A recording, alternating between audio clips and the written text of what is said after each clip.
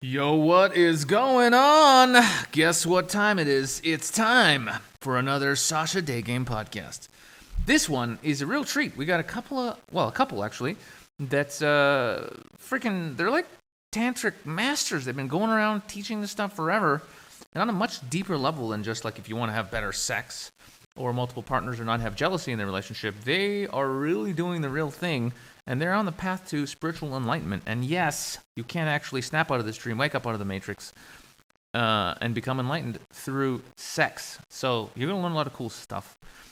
You may or may not know I've started another podcast that I'm super excited about, all about my spiritual journey, where I go around and interview other people on the spiritual path. So if you're into that, you want to better yourself, you want to wake up out of this motherfucking evil matrix that we're in and see the world for what it really is, and you want to connect with yourself, your deepest self. Well, brothers and sisters, check out the Woke as Fuck podcast. It's on woke.as. That's woke.as. And part 2 of this episode right here will be appearing on the Woke as Fuck podcast in a few days. So hit it, and I'll see you guys in the next one. Peace out. Today, we have a very, very special guest. 2 guests, in fact. And I don't even know how to introduce you guys. You guys are woke.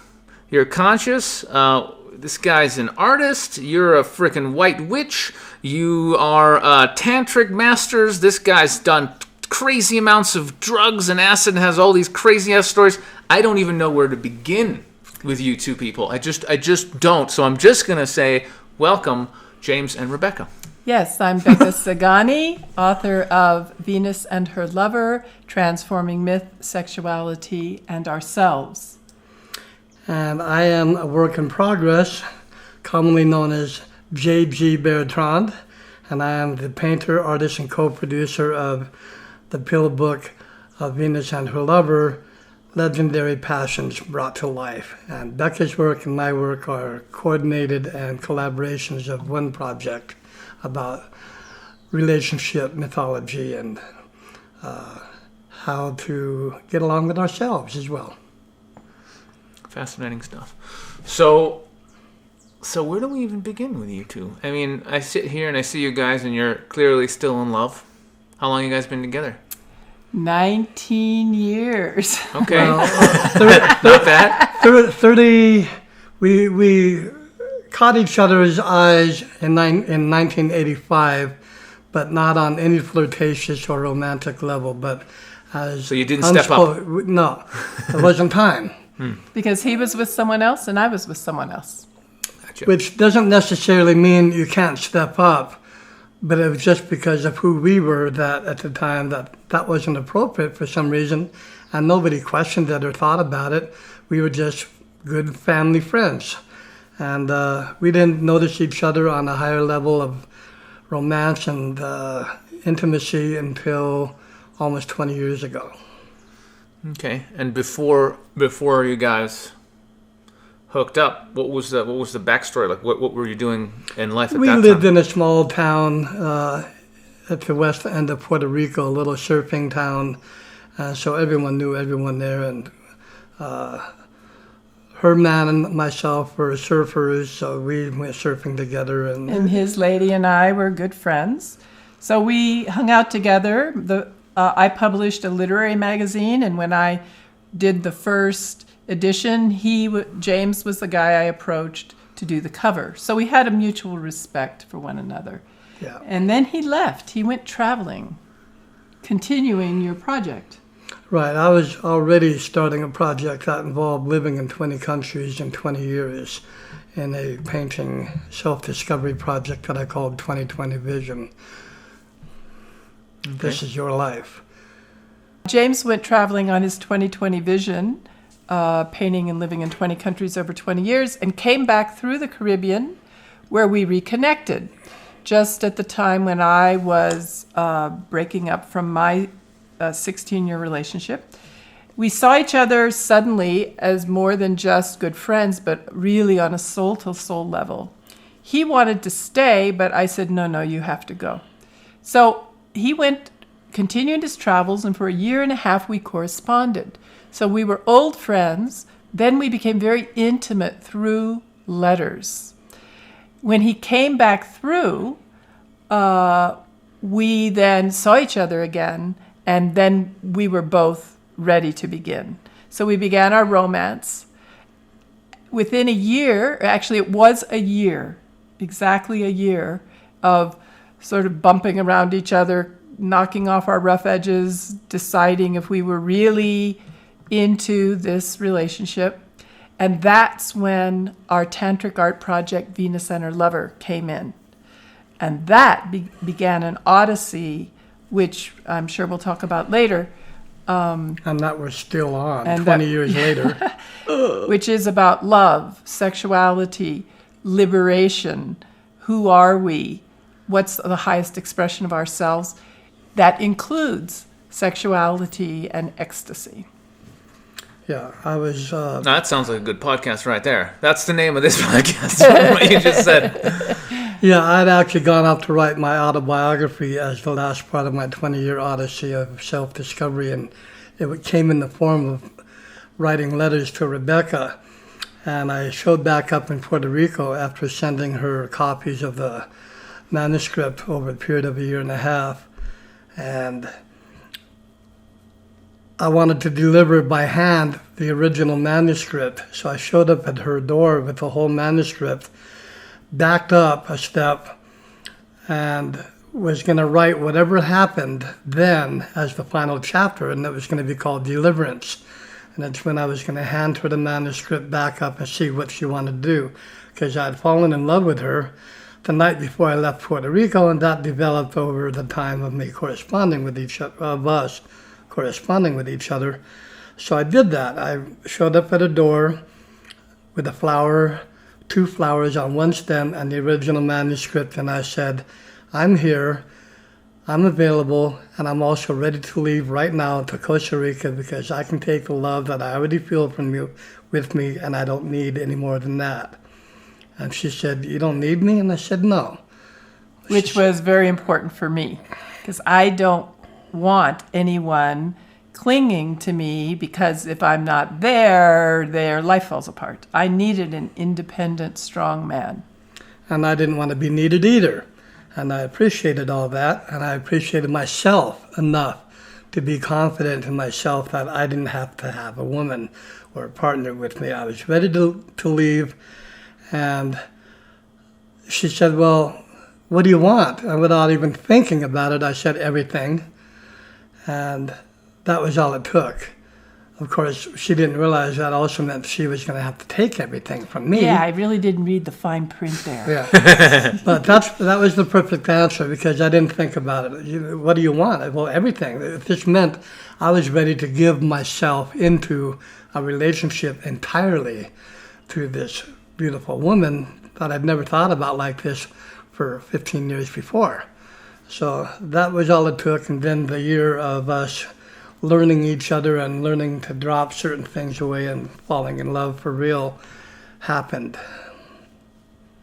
So I've heard some of your crazy stories of slaggery, of just being an absolute whore. A big what? A big whore. No, That's no. you. That's what I heard. That's Well, the rumors on the street in town. You used to just whip it out at Well, parties, and people I would have put a it in people's persona. mouths and I have a stuff. persona that people misunderstand, of course, because I basically kiss almost every woman on the street. Well, you're not the only one. Yeah, right. And But the question was, I actually heard a rumor that you were not always so confident with the ladies. Is that true? well, I'm still shy. Yes, I was brought up. I came into this life pretty much in a realm of difficulty. I was physically deformed in a number of ways. They wouldn't even give me to my mother right away when I was popped out of the womb. And I experienced a lot of surgeries and pain, and I guess it turned me sensitive when I was a little boy in the 3rd grade selling milk. I was the milk monitor during recess, collecting the nickel for a carton of milk. I looked out there and I didn't feel like I belonged. And I was made fun of by my peers all through my formative years, and it turned me more or less introverted. So I became the life of the party, which usually is the character who is the most shy. Because it was so hard on me. I guess I naturally gravitated towards the feminine, starting with my mother, of course, and probably after that my sister, my grandmother. But my father was a hard military drill instructor type, yes sir, no sir. So it was really easy for me to gravitate towards the feminine. So I started out very young, loving the feminine because it was soft, it was nurturing and caring and not hard. So I've always had an appreciation for the feminine. And when I got old enough to start thinking about getting intimate with women, I didn't do it like all the boys did around me who, basically would say, hey, let's go pick up a chick and see if we get lucky. And, go try to just hustle a chick for the sake of getting off, getting sex, kissing, whatever. I was too shy to do that. I had already developed a certain amount of admiration, which conjured up a respect that set me aside from all of my normal friends out there, if you want to call them normal. I think I was actually the most normal out of them because I couldn't do that. I couldn't approach a woman with a preconceived notion to score, if you know what I mean.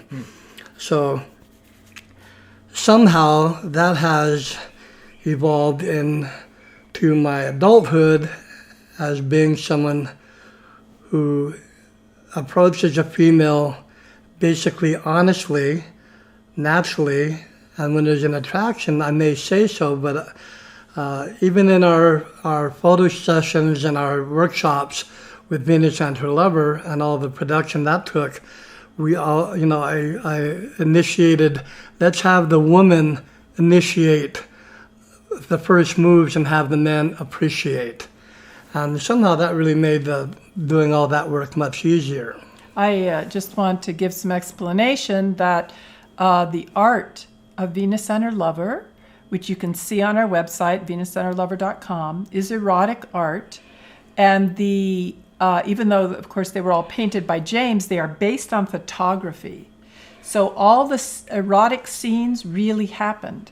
So we would, people were gravitating toward our project because we were giving art shows showing this erotic art. People were coming up to us and saying, wow, I really want to participate in your project. And then we recognized, wow, okay, we've got other people who want to be in this. So we had to really get very real. If we're going to get naked with people and sexy with people, we have to be able to connect heart to heart. So I'm a natural ceremonialist because of my years of spiritual practice. And so I set up a ceremony that we did where we essentially made commitments to each other. It was like marriage for a day, where we said, we stated what our highest aspirations were, that sex and pleasure could be accepted in our society. The ritual would take maybe an hour, hour and a half. No one had to do anything that we set boundaries. We didn't use drugs or alcohol of any kind. It was very straight up, and it was a hero's gambit. So it's a sacred marriage, and there's no limit to how long or short that kind of marriage has to be. It can be for 1 hour, it can be for 1 year, it doesn't matter. So we started with a puja, a ritual, a tantric ritual, and then began sexual exploration, sensual exploration with one another, and then became more sexual with photographers present. And that imagery that was captured into photographs became the basis of the paintings which James later painted. So I just wanted to say, when he's talking about photo shoots, that's what he was referring to.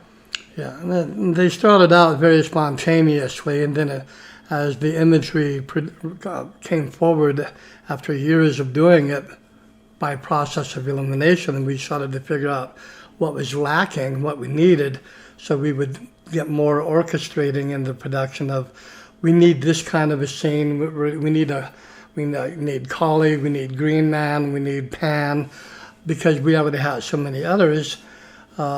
Mythological characters. Yeah, mythological characters from traditions all over the world. And all of this lends itself to the credibility of the project. The energy, the eroticism, and the whole imagery is all very real, which gives it complete credibility. It's not the imagination of two artists coming up with a good idea to do something. This all happened to us and then through us naturally, because we are so open to it, and we both have explored traditions all over the world beforehand. So you were already, as it were, into this stuff before you guys even started exploring with each other? She was into Tantra before. She taught me, not taught me, but she introduced me to Tantra, and I learned it in participating with her, the basics for it. And Tantra can be practiced in a non-sexual way, a solo way, or with partners, as you wish, because it's the whole idea of Tantra is to come to the realization that everything is connected. So you can do that through a sex act, and you can do it without having a sex act. You can do it through meditation. But how did you take the leap from this shy, awkward, funny-looking guy who didn't want to score with babes to this tantric art project that welcomes in all kinds of sexual experience? That's a huge amount of ground to cover. Well, I have to say, I don't know if you know if the audience is familiar with the background of Venus and Mars, but Mars was smitten by Venus. She counseled him in matters of war even, and he never said no to her. And Rebecca is my Venus. So when Rebecca came in on my life, at that level, in intimacy and relationship and love, that opened me up to the whole world. I didn't feel like I'd had sex before I had sex with Rebecca, and that was when I was 50 years old. Worth waiting for. I always like to save the best for last. That is some good poon poon. So, and I was a natural. I was doing the so-called right thing on the sexual type of Tantra, as if I'd studied it for years, evidently. And even one of our models in our work that participated with us grew up in a tantric ashram, and she said I was a natural and I'd done this before in another lifetime, just from meeting me. So I guess I had the propensity. And I just really, to me, there's nothing better than intimacy with a woman, although I won't take away gay and lesbian experience and all of that. But for me, nothing beats contact on that level, spiritual and physical, with a woman. There's nothing like it in the world. And I would say the main role that I played was that I simply gave you permission to just be your full self. Because our society has programmed us to damp it down, stuff it, suppress it, don't show it, because someone might make fun of you. Or I would say the society gets us to not acknowledge or suppress the real deeper stuff, the love, the connection, the things that can lead to joy and spiritual enlightenment. The pornography and the fucking and the sex and the tits, that's everywhere, but that's not it. That's you see, right. And they want us watching the porn and doing all this, the quick fixes, masturbating and all this kind of stuff, which isn't going to lead to any real joyous connection with a partner or with yourself or with the divine. So that stuff's out there, but what we're talking about is almost sacred knowledge to this day. Even though it's out there, it's not really out there in the public consciousness. That's and this right. is the depth. No, this is the good you're stuff right. that we want to talk about. It's not. And the difference between porn and tantric loving is porn is the absence of love, and tantric loving is the inclusion of love. And to us, love is never wrong.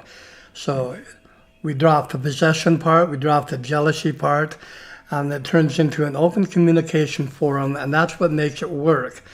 And if you're with a primary partner and you are in an open relationship, as we are, we basically agree to tell each other when something is coming up, when it gets seriously the part of having sexual intimacy.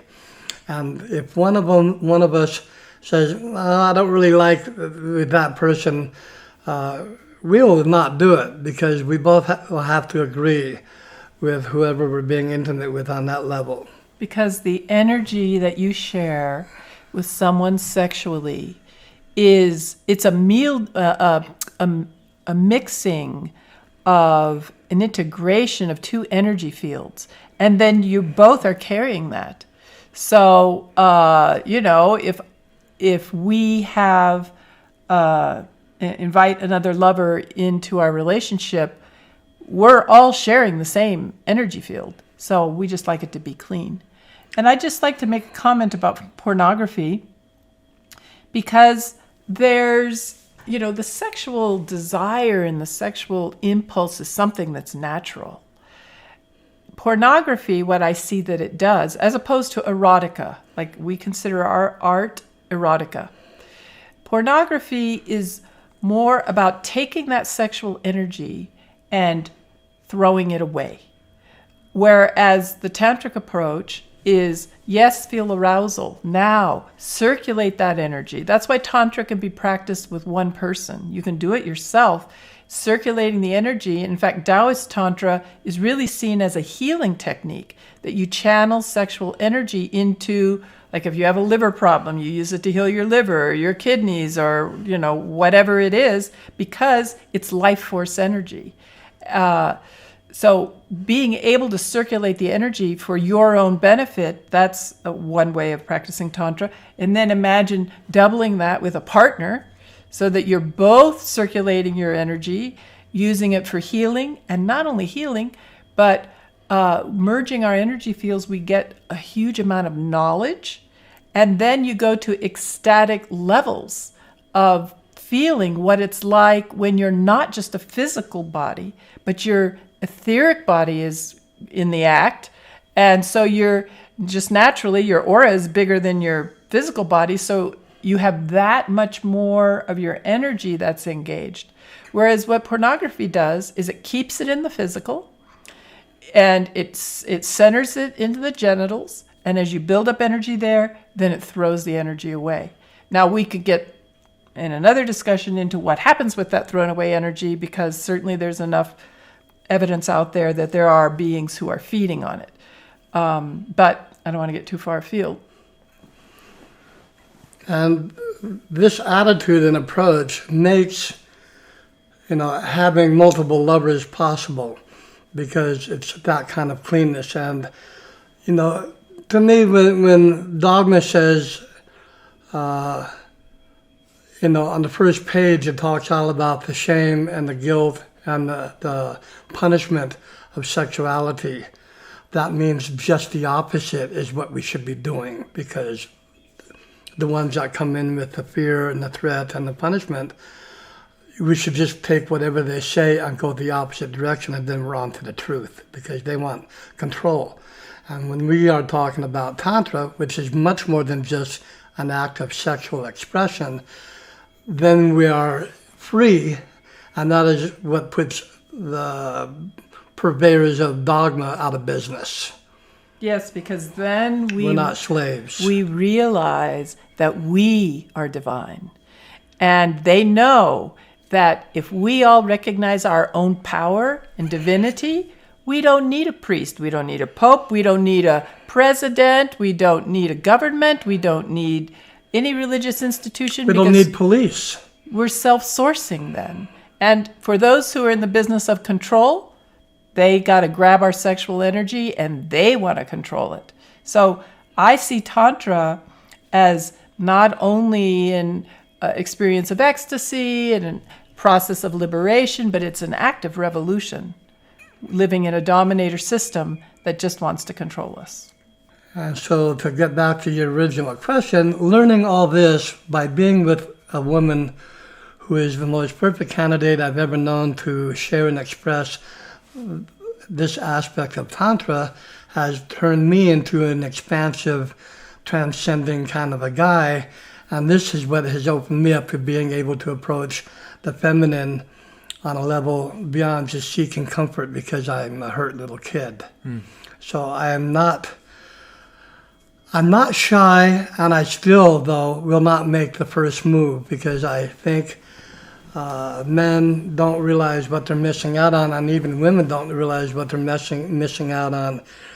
When we don't let the woman make the first move and dictate the whole experience, because if we please the woman, she will return us with pleasure and ecstatic experiences that would otherwise never happen. You don't know making love until a woman makes love to you. It's not about you going to the races and getting your nuts off and being the first one on the block to go, wow, that was great. How was it for you? You don't have a fucking clue. You get a woman off 3 or 4 times and then let her come at you, you're going to experience a whole new universe. That's my experience anyway. Yeah. And a lot of women are attracted to that. That's why in Tantra, if you look at traditional, let's say, Hindu Tantra, you'll see there's an adoration of the goddess.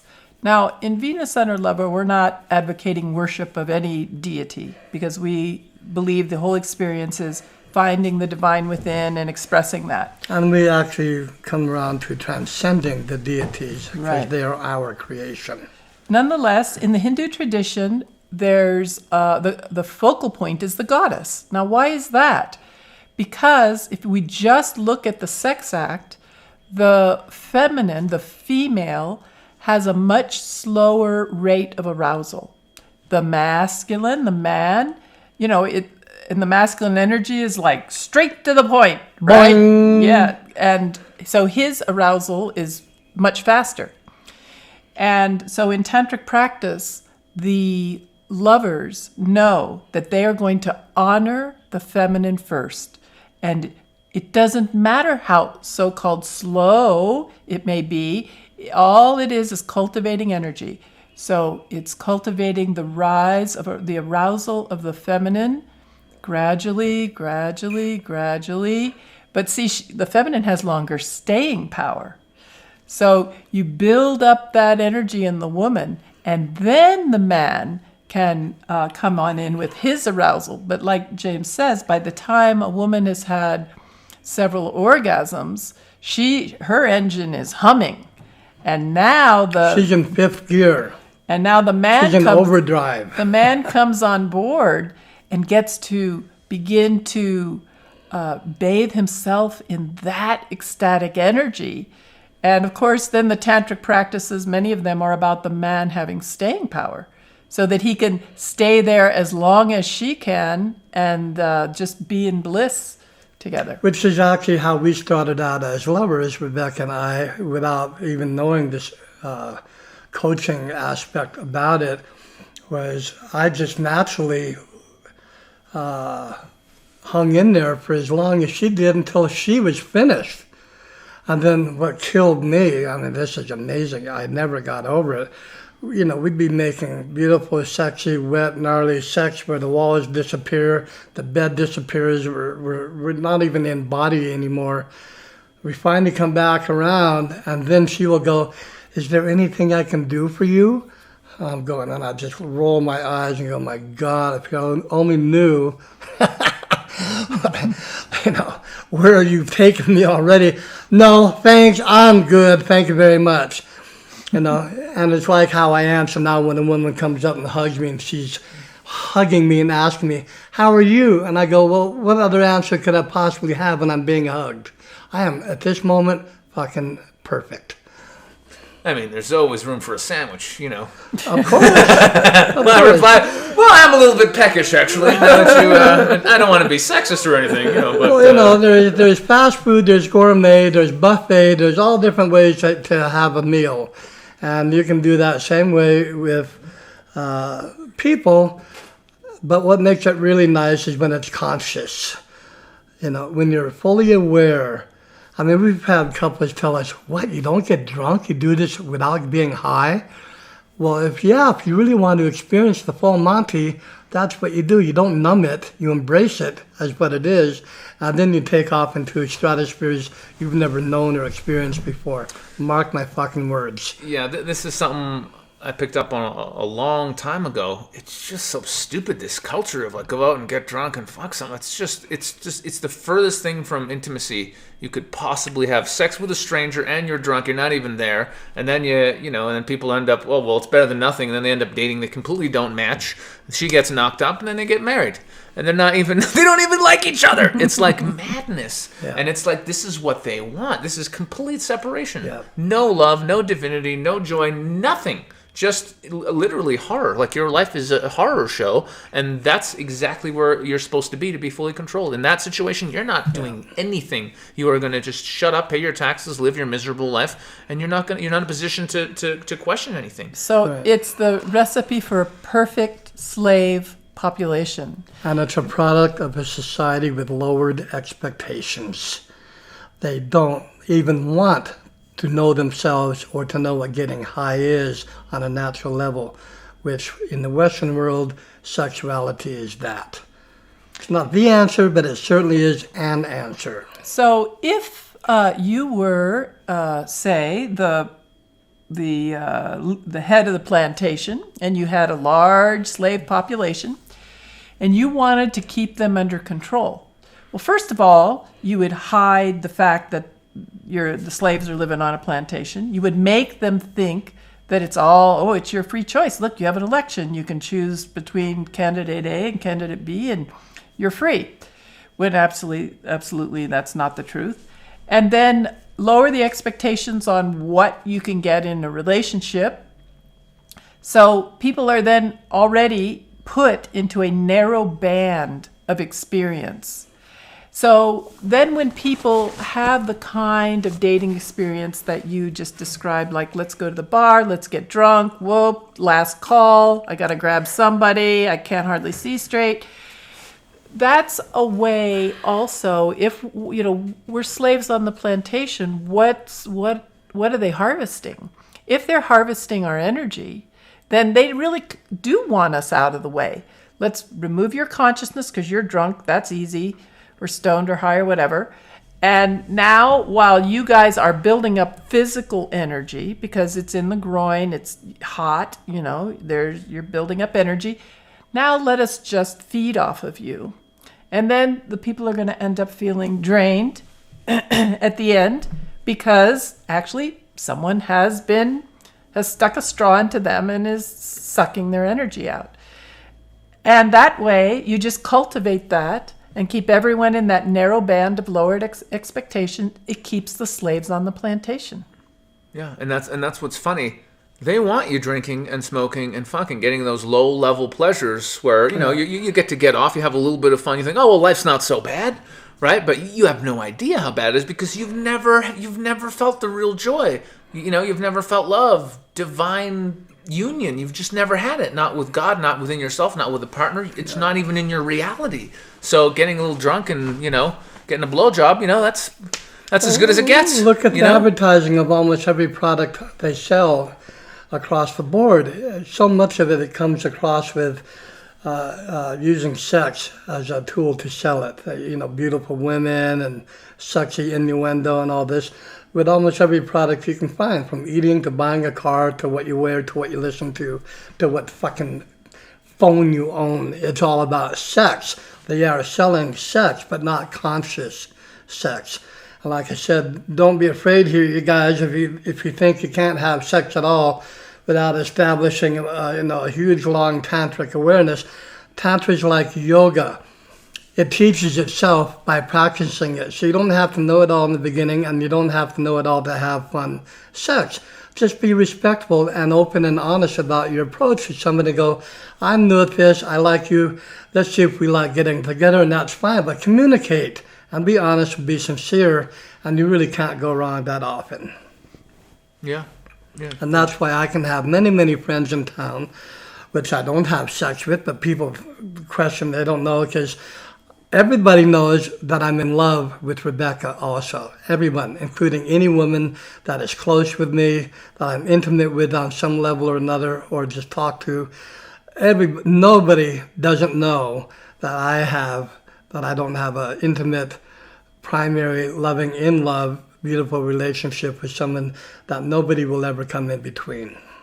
they can be added to, but they're not going to come in between. And that's super, super powerful, and that Works for me. Yeah, it's amazing. But I think that, again, the people are trained to be in this low frequency, fear-based state. It's out of most people's reality that they could get to a place of love with themselves and with a partner where they could drop the jealousy, drop the possessiveness, and go out and have other sexual adventures, and it would be totally wonderful for everybody, because that's a high level of trust and love, and just, you know what I mean? And it's not easy. It's not easy getting to that place for most. And spontaneity can happen. It wasn't but a few weeks ago that spontaneously I ended up having a woman sleep overnight here that I'd only met twice, seen around. Rebecca was away in another part of the country on an overnighter, and this wasn't planned. It all just developed point after point. And when she came home, I told her this exciting time that I had, that I just met this, not just met, but just connected deeper with this woman who I'd known briefly, but we made a great connection. And she had a smile on her face, said, "Did you have time? Are you in love?" And I wasn't like, "You bum, you fucker." And she didn't get jealous and possessive. She genuinely was wanting to see how I felt and was it good for me. And that's why we can do this. And I would say that she slept over, but you all didn't have sex. we didn't have... Because that would have required an agreement from us. Yeah, we do allow for a spontaneity to happen, but if we have any opportunity at all to discuss it, we do. We were intimate, and we were a little physically intimate, but we didn't have sex, and I didn't put her in our bed when we finally went to sleep. It wasn't in our bed. And Rebecca even asked me, "Did you do that?" I go, "No, I would never put anyone in our bed without her being there or without her permission." And so these are the kind of levels that are possible through intimacy. And Honest intimacy. Yes, intimacy, means into me see. So James and I know each other very well. We see into each other very well. We have years of cultivating trust and confidence with one another. While enjoying other lovers. And so, I wouldn't recommend it for people right off the bat, because you first of all have to work on yourself, know who you are, work on your shadow, liberate yourself as much as you can. Then you work on that with a partner, and then that takes you to higher heights. Who has the same outlook as you, is willing to learn, go along, practice, and become what we're talking about together, which is possible as long as you communicate it openly. And then the sky's the limit, because what is our capacity to love? We have an infinite capacity to love. It's just that we live in a society that is really channeling us into the minimal expressions of that. Yeah, I think this is really one of the biggest lies that exist, is that there's a limit to how much you can love, and that's it. And so this concept of, you can have a main lover and other lovers, and everyone can just love everyone, it doesn't exist. People make fun of this. Yeah, people think, only you got to be a hippie to do that. It's just not even taken seriously that you could openly, genuinely love one woman if you're a man, and then love another one, and then I'll love another one. And when and that's what the whole point of this whole is that you can have complete love for all beings, right? What does the church say when the man gives the woman to another man who stands in front of another man representing the big man in the sky? You will forsake all other love. Yeah. Why the fuck does that bother them? Who the fuck are they? Why would they care if I love more than one woman? It's control, and it's threat of action, or the threat of action, or fear. You don't do this, you're going to get fucked for eternity. I mean, how dastardly is that? That's exactly why it was so easy to turn off from it, because they threaten you for not believing in their shit. And I can't go there, personally. Yeah, it's just ridiculous. The whole thing is ridiculous. Right. And what you said before is true in almost everything in life. Whatever we're told is the exact opposite of what is true and just and good and divine. Right. Well, let's always look at it from the perspective of the plantation owner. He wants to keep the slaves on the plantation. And that will, I found that by me looking at it through that lens, it's very easy to discern, oh, this is a dominator culture. It's based on control. Remember Neo in the Matrix? Morpheus tells him, you were born a slave, Neo, and you are serving a system of control. That's the point. So if we recognize, oh, shit, we're living in the Matrix, then we can become Neo. We can become the one. I don't recommend personally all the high firepower and armaments that they used in the movie. Yeah, it's a little ridiculous. But because it is through love. That is the way that they know that since we have an infinite capacity to love, they've got to sabotage our even beginning to feel that. Because once we are powered by love, then we can't be controlled. Because we'll stand in our own divine right to be a god or a goddess. We won't need them, and they know that. So that's called a slave rebellion, which the movie The Matrix was about that, right? That the real humans were going to remain free and they were willing to fight to the death. Well, I'm saying let's love to infinity. We don't have to fight them to the death.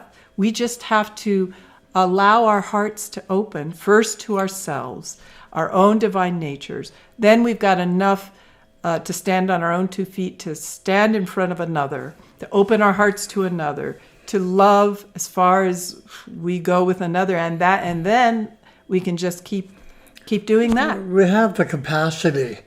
I mean, if we look at where we're from, we are a manifestation of the universe that has to be born from some aspect of a thing we call desire. Otherwise, there would not be a physical anything. There's some kind of desire in the universe that lends itself to being able to manifest into a physical realm. We are part of that realm. We are microcosm of the universe itself. And if we look at the unlimited potential we have to experience pleasure from sound, music, tasting, food, color, we have eyes, we have fingers, we have touch, we have nerves, we have brains, we have hearts, we have consciousness, all this potential.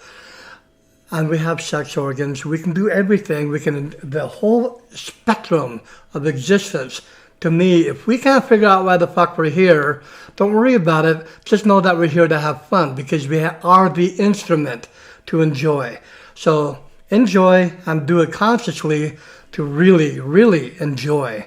Instead of getting your nuts off on a drunk broad behind the backseat behind the bar, you're not going to remember tomorrow. Get her number, call her, go over, talk with her, have dinner, cook for her, sit down, talk about what your desires are. And if she resonates and you make eye contact and you line up your whole thing together, you're going to have an experience that doesn't need to be marriage, doesn't need to be monogamous, but it will be genuine and it'll be more pleasurable than anything you've ever experienced. That's my experience. Well said. Yeah. And there's nothing like, when you have a loving partner like that who's both on the same page with you as that, and spontaneous things can happen. There's nothing like, laying down there and being given head by a woman who's had the hots for you forever, and another woman there letting you feel her tits, and then your partner walks in and kisses you while you're getting off by this woman giving you head. That's, there's nothing can top that. Speaking from personal experience. Speaking from personal experience only. I can't speak for anyone else. But, it's not our intention to achieve those kind of things, but what it does simply is that it opens our lives to experiences to happen. We have a few lovers that are scattered around the world, and they show up once in a while, and we really, really, really enjoy gourmet life. And that's the opposite of the society of lowered expectations. Yeah. That's the epitome of divine ecstasy. We are divine beings who have an infinite capacity for pleasure. Most religions have some aspect that says, no, actually, you're here to suffer. And if you suffer enough, It'll buy your ticket to heaven and you can enjoy it later. And they're all patriarchal also. We don't know a major religion that isn't patriarchal. In other words, the woman is the criminal here, the feminine. How dastardly is that? No thanks. All right, we're going to have to cut it off there because this was a long one. But check back in a few days for part number 2. See you then.